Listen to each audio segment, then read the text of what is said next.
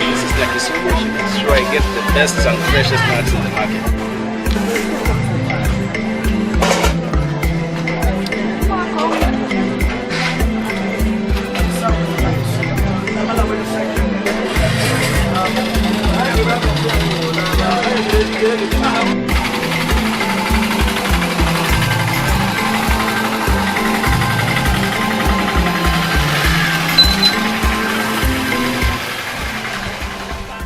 My name is Victor Ayalu, proprietor of Mazigazi nuts and a resident of Kisumu.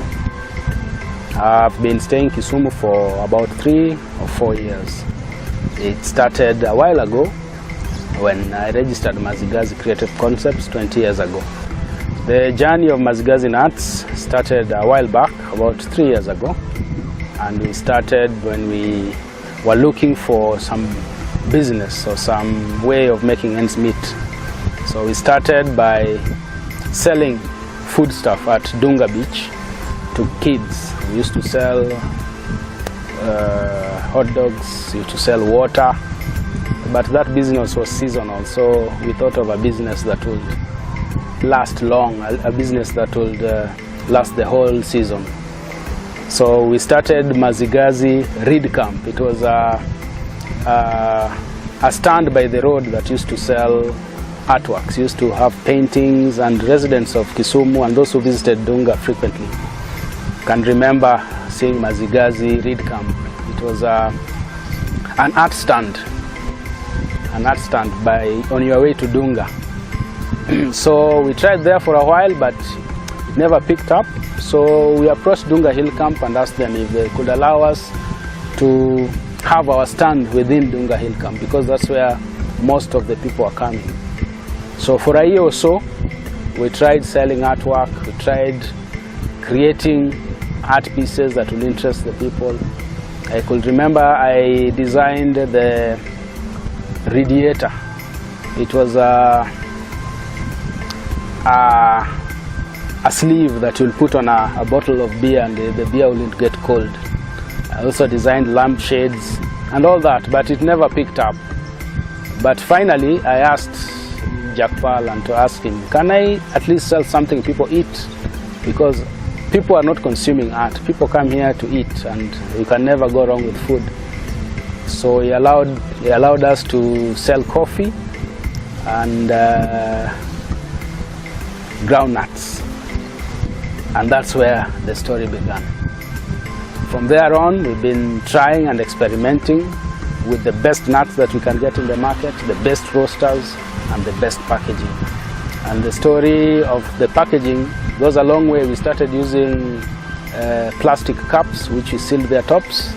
And now we have this, the airtight, sealed groundnut pack. It makes sure the groundnut stays fresh for at least 90 days. I try as hard as I can to make sure that every pack of Mazigazi nuts is an assured or guarantee of value.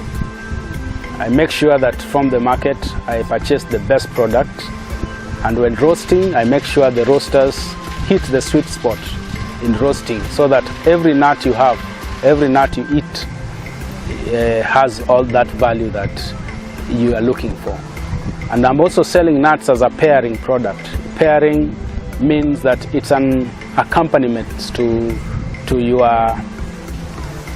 your drinking experience.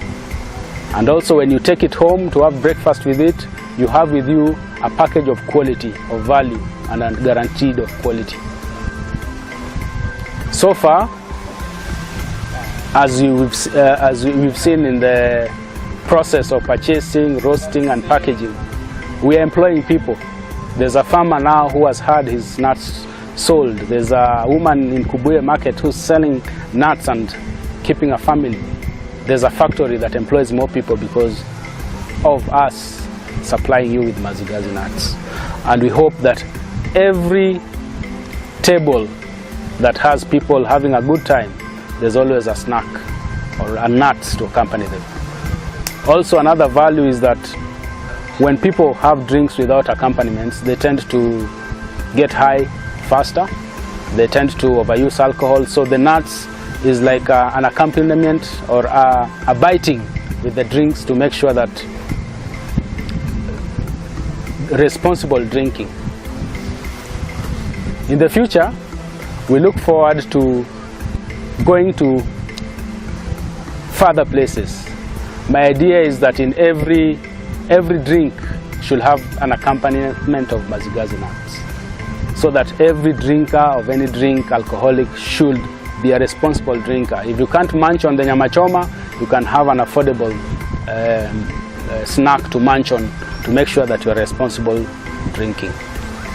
I look forward to employing more people, having a bigger factory, expanding the boundaries of where I work in, from the county to the country and across the border, to supply fresh nuts to the farthest corners of the earth. This is the story of Mazigazi, master of fine nuts.